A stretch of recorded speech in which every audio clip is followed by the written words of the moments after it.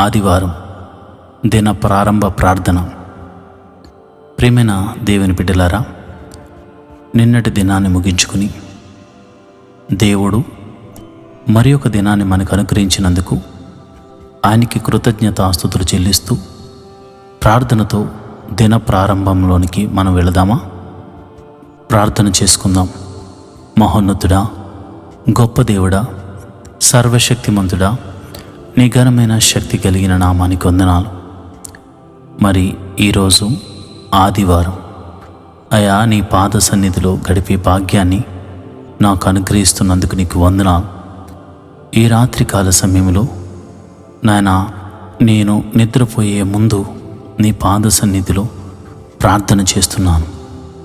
ఈ ఆదివారం నీ సన్నిధిలో గడిపే భాగ్యాన్ని నాకు అనుగ్రహించండి. సమయానికి నేను మందిరానికి వెళ్ళే కృపను అనుగ్రహించండి. మందిరంలో మనసారా ఆరాధించే కృపను నాకు అనుగ్రహించండి. అంతేకాదు అయ్యా, నీవు పలుకుతున్న నీ దాసుని ద్వారా నాతో మాట్లాడుతున్న మాటలు విని బలపడుదును గాక. అంతేకాదు నాయనా, విన్న వాక్యాన్ని నాలో ఫలింపచేసుకుంటూ నీలో ఫలింపచేసే కృపను మాకు అనుగ్రహించమని ప్రార్థన చేస్తున్నాను. అయ్యా, ఎంతోమంది ఈరోజు చూడలేని వారు ఉన్నారు. నన్నైతే మరి ఈ రోజులోనికి ప్రవేశపెట్టినందుకు నీకు కృతజ్ఞతాస్తుతులు చెల్లిస్తున్నాను. ఈ రోజంతా నీవు నన్ను కాయుదువుగాక. నీ కాపదల నాకు అనుగ్రహించబడునుగాక. నీ రక్షణ నాకు కలుగునుగాక. నీ చేతుల స్పర్శతో నేను అభిషేకించబడుతునుగాక. ప్రతి విధమైన రోగము నుండి నేను విడుదల పొందుకుందునుగాక. ప్రభువా, నీకే వందనాలు.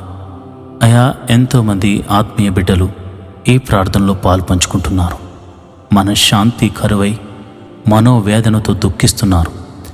వారి వేదన తొలగించువాడు నీవే గనుక అయా, వారిని వేదనను తొలగించండి. నాయన, రోగులైన వారిని మీరు ముట్టి స్వస్థపరచండి. నాయన, ఈ ప్రార్థనలో పాలు పంచుకునిచున్నవారు, చీకటి శక్తుల ప్రభావంతో బంధించబడుతున్నవారు, యేసు నామములో బంధకములు తెగిపోవును గాక అని ప్రార్థన చేస్తున్నాను. అయా, ఆదివారపు ఆరాధనలో పాలు పంచుకుని మనసారా నేను ఆరాధించే కృపను నీ బిడ్డలకు అనుగ్రహించమని ప్రార్థన చేస్తున్నాను. లేవనెత్తండి, బలపరచండి. నమ్మకమైన నీ బిడ్డలుగా నీ సన్నిధిలో కనబడుదురుగాక.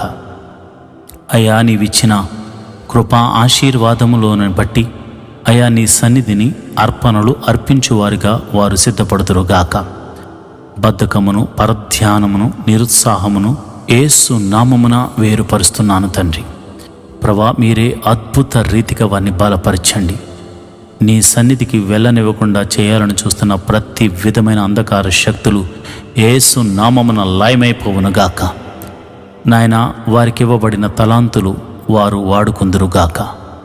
నాయన, పాటగాళ్ళు అయా కీర్తనలతో నిన్ను స్తుతించుదురుగాక. అయా, వాయిద్యములు వాయించువారు అయా మనసారా సంతృప్తిగా సంతోషముతో వాయిద్యములు వాయించుదురుగాక. అంతేకాదు నాయన, అయా నీ పాద సన్నిధిలో అయా వాక్యము చదువువారు, నాయన ప్రార్థించువారు, నాయన మందిరమునకు నిమిత్తమై సిద్ధపాటు చేయువారు సిద్ధపడుదురుగాక. నీ పరిచర్యలో పాలిభాగస్తులవుదురుగాక.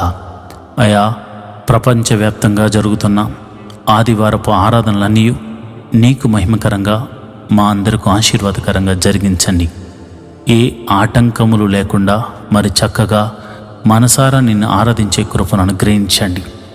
మరి ఆయా ప్రాంతాలలో ఆయా జనుల మధ్య ఆయా ఆదివారం నిన్ను స్తుతించే భాగ్యము లేని వారికి కూడా అట్టి కృపను అనుగ్రహించండి. అయా, మాకు అనుగ్రహించిన రక్షణను బట్టి నీకు కృతజ్ఞతాస్తుతులు చెల్లిస్తున్నాం.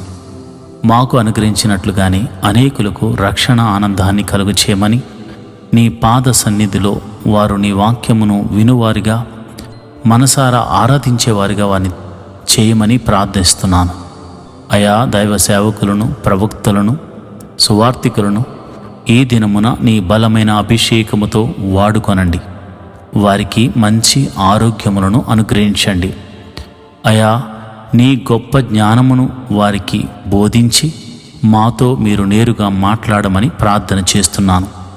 మరి ఉదయమునే లేచి సిద్ధపడే మనసును, అంతేకాకుండా మరి త్వరగా సిద్ధపడి త్వరగా సమయానికి మందిరానికి వెళ్ళే కృపా భాగ్యమును మాకు అనుగ్రహించమని, అట్టి ఆసక్తిని మాకు కలగచేయమని ప్రార్థన చేస్తున్నాను.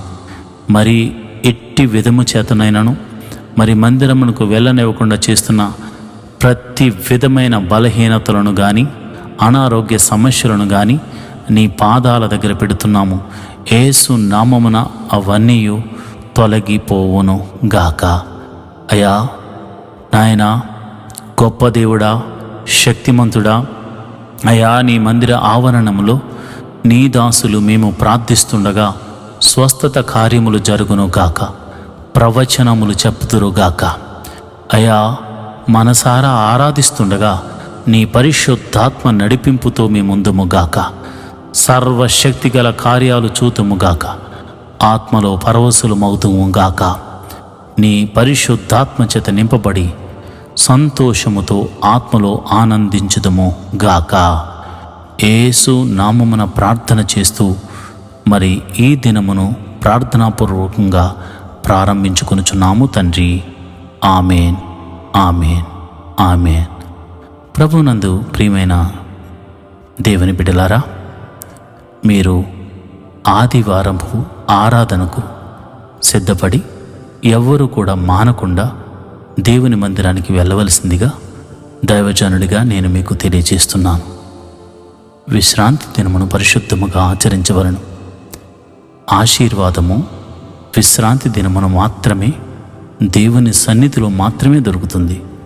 కాబట్టి ఎవరైనా ఆశీర్వదించబడాలి అని అనుకునేవారు తప్పక విశ్రాంతి దినాన్ని దేవుని మందిరంలో గడుపుట ద్వారానే పొందుకోగలరని గ్రహించి మీ పని పాటలను ముగించుకుని త్వరగా దేవుని మందిరానికి వెళ్ళి దీవించబడాలని నేను కోరుకొనుచున్నాను.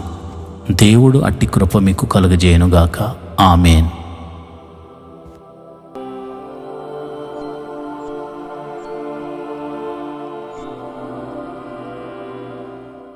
ఈరోజు దేవుని వాగ్దానము, ఆయన 1000 మందికి కృపను చూపుచు దోషమును, అపరాధమును, పాపమును క్షమించును. నిర్గమాకాండము 34వ అధ్యాయము 7వ వచనం. Having mercy on 1000, overlooking evil and wrongdoing and sin. Exodus 34th chapter 7th verse. ప్రియమైన దేవుని బిడ్డలారా, దేవుడు క్షమించే దేవుడు. ఆయన కృప అంటేనే క్షమించి ఇచ్చే నూతనమైన జీవితం అని అర్థం. నీ దోషములు, నీ అపరాధములు, నీ పాపాలను దేవుడు క్షమించి ఆయన 1000 మందికి కృప చూపించు దేవుడు.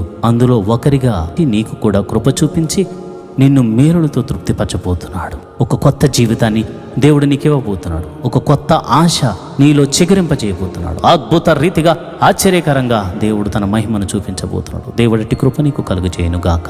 ఆమెన్.